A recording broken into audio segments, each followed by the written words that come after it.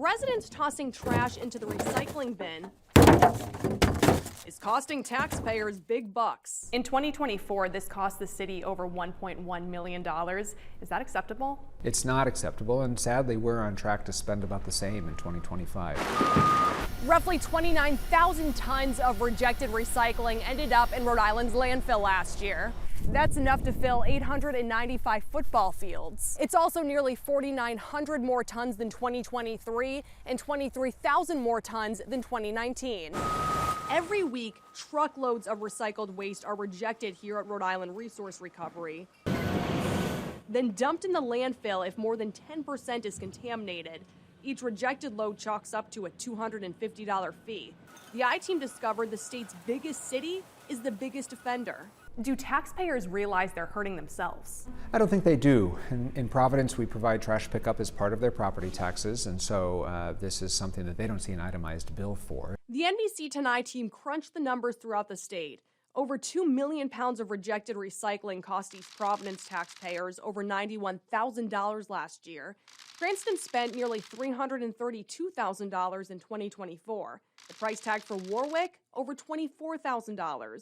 In Providence, nearly 18,000 tons of rejected recycling cost taxpayers $1.14 million in 2024, for a grand total of $4.2 million since 2021. We know and we're disappointed in our recycling rates, and we need to do better, but we also have frustrations with resource recovery. Providence Mayor Brett Smiley says the process here is antiquated.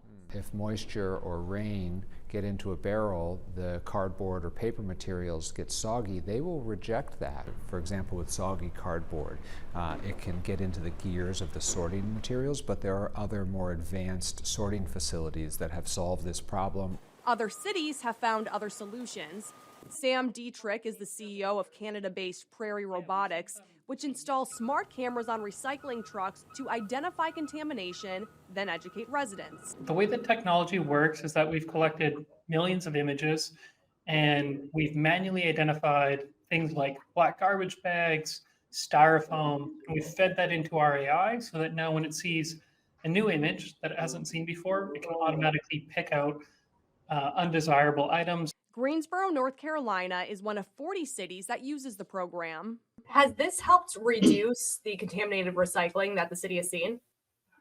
Yes, 100%. We've actually reduced contamination by nearly 40% in 4 years.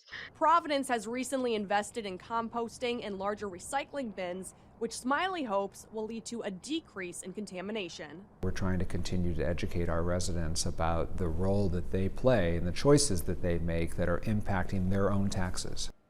We also just found out rejected recycling fees are dropping as of April 1st. The Rhode Island League of Cities and Towns tells me municipalities will be charged $20 per ton of rejected waste instead of that flat rate of $250, with the tipping fee that comes out to $83 per ton. Rhode Island Resource Recovery is also preparing to replace its current system. We have more on that on our website, turnto10.com. For the NBC Tonight team, I'm Tamara Sakarzik.